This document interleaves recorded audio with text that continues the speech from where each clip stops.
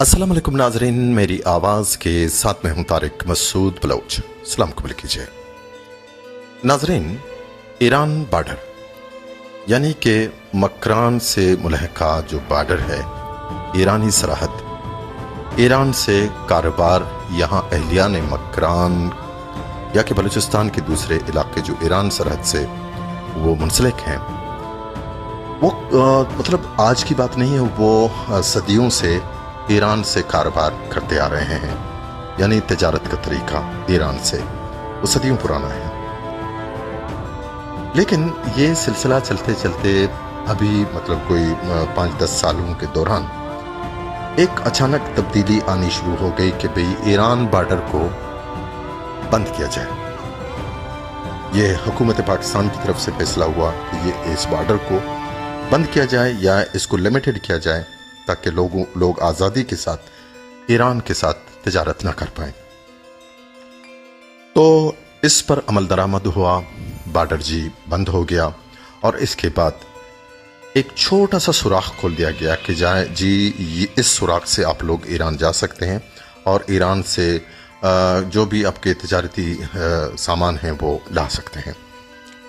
तो इतना बड़ा वसी अरीज जो सरहदी एरिया था वो बंद हो गया। तो ठीक है, अगर ये सुराख छोड़ दिया गया, एक छोटा सा गेट खोल दिया गया, लेकिन इसमें एक और चीज़ भी सामने आ गई कि जी गाड़ियां अब लिमिटेड होगी। मतलब सारी गाड़ियों को इजाज़त नहीं होगी, जिसकी गाड़ी रजिस्टर है वही जा पाएगी और वो भी महीने में उनकी मतलब बारी एक बार आती है या 2 बार आती है, इस तरह। तो इससे क्या हुआ, इलाके में बड़ी हद तक सरासीमगी फैल गई और लोग परेशान हो गए। और जिन जिन गरीबों ने अपने घर के जेवरात बेचकर गाड़ियां खरीद ली, उनकी गाड़ियां घरों में खड़ी हो गई। तो जो बाअसर एलीट क्लास तबका वो भी सामने आ गया और एक माफिया की शक्ल उसने इख्तियार की। जो बड़े बड़े लोग हैं, खाते पीते लोग हैं, वो सामने आने शुरू हो गए और उन्होंने पूरे बॉर्डर को अपने कब्जे में कर लिया। और एक टोकन सिस्टम भी सामने आ गया कि जो भी चहीते हर दिल अजीज हैं उनको टोकन मिलना शुरू हो गया और वो कारोबार कर रहे हैं। और जो बेचारे गरीब मुस्तहिक लोग हैं उनकी गाड़ियां आज भी घरों में खड़ी हैं, कोई उनकी तरफ देखता भी नहीं है और वो बेरोजगारी की चुंगल में फंसे हुए हैं। और इसमें कोई शक नहीं कि जब लोगों को भूख सताने लगती है तो भूख बहुत कुछ करवा सकती है। इलाके में अनारकी फैल सकती है, इलाके में लोगों में सरासिमगी फैल सकती है, क्योंकि लोगों को भूखा रखोगे तो लोग जाहिर है कि कुछ भी कर सकते हैं। लेकिन इस चीज़ की किसी को फिक्र नहीं, जो भी है और उनको बस अपनी पड़ी है, यहाँ की हमारी जो इंतज़ामिया है उनकी भी। और दूसरी तरफ आजकल एक सिलसिला ये है कि लोगों ने ब्लैकमेलिंग का एक तरीका भी शुरू कर रखा है। ये एक लिस्ट है जो 600 बंदों का लिस्ट जब आता है तो उसको गौर से देखा जाता है कि भी किसका नाम शामिल है, किसका नाम निकाल दिया गया है। यही होता रहा है कि भी इसके नाम को डालो, उसकी निकालो, फलाना सियासतदान ने कॉल की है, फलाना सियासतदान के 2 बंदे लगाओ, फलाना सियासतदान के 1 बंदे निकाल दो, उसको निकाल दो, उसको डाल दो। ये एक अजीब व गरीब सिलसिला लोगों की जो रोजी रोटी पर रोज़ाना एक तजुर्बा हो रहा है एक मुल्क के अंदर। उस मुल्क के बासियों के साथ ये सलूक है कि किसी की भी रोजी रोटी किसी भी वक्त बंद की जा सकती है। हमने तो सुना था कि कुरान पाक में है कि अल्लाह पाक कह रहे हैं कि जिसके नसीब में मैंने रोजी लिख दी है उसे आप तो क्या आपके बड़े भी बंद नहीं कर सकते। लेकिन यहाँ ये तजुर्बा हो रहा है रोजी रोटी को बंद करना।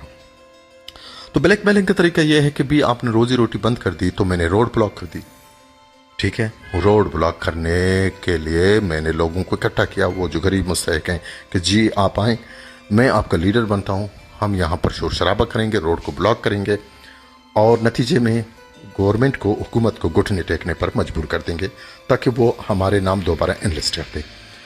तो नाजरीन, ये अमल, इसे हम गलत नहीं कह सकते हैं, लेकिन इस अमल के बाद जो बेनिफिट्स मिलते हैं वो फिर भी उस गरीब मुस्तहिक को नहीं मिलते हैं जो उस रोड ब्लॉकिंग में साथ दे रहा था, जो उस सरगर्मी में साथ दे रहा था उसको कोई बेनिफिट नहीं मिलता, बल्कि वो लोग जो वही अशराफिया है या कि आप कह सकते हैं कि माफिया है, वही डबल फायदा उठाता है। अभी नाजरीन, यहाँ पर तुर्बत में एक धरना हुआ, उस धरने के जो बेनिफिट्स हैं, जो फवायद हैं, वो किसको मिले?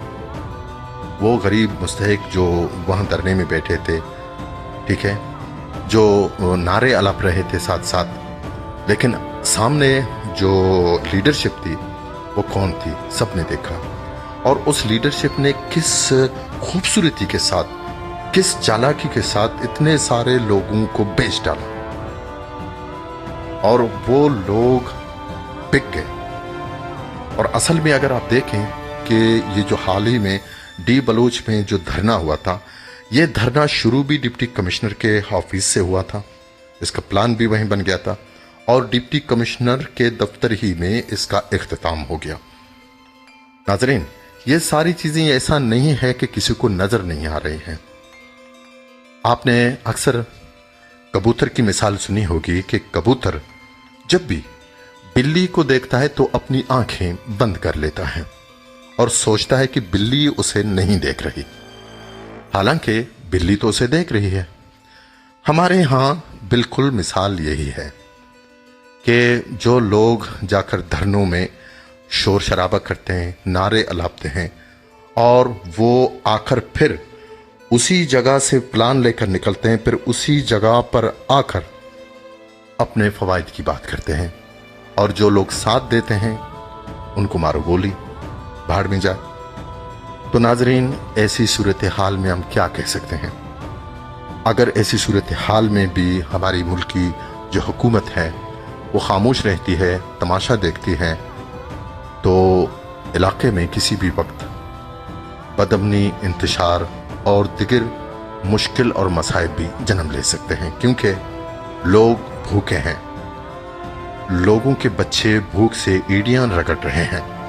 जाहिर है ऐसे लोग खामोश तमाशाई बनने के लिए तैयार नहीं होंगे और हालात मजीद खराबी की जानिब बढ़ सकते हैं। इसलिए होश का नाखून लिया जाए और ऐसे पेदागीर लोगों से दूर रहा जाए जो गरीबों का सौदा करते हैं, जो चौक और चौराहों पर आकर नारे अलापते हैं, जो सियासी जो एक्टिविटीज़ हैं उनको काउंटर करने के लिए इस्तेमाल होते हैं और फिर जाकर फ़ायदे उठाते हैं। ऐसे लोगों की बातों में आकर इलाके के अमन को दाव पे ना लगा दें। नाजरीन, अपना ख्याल रखिए। अल्लाह हाफिज़।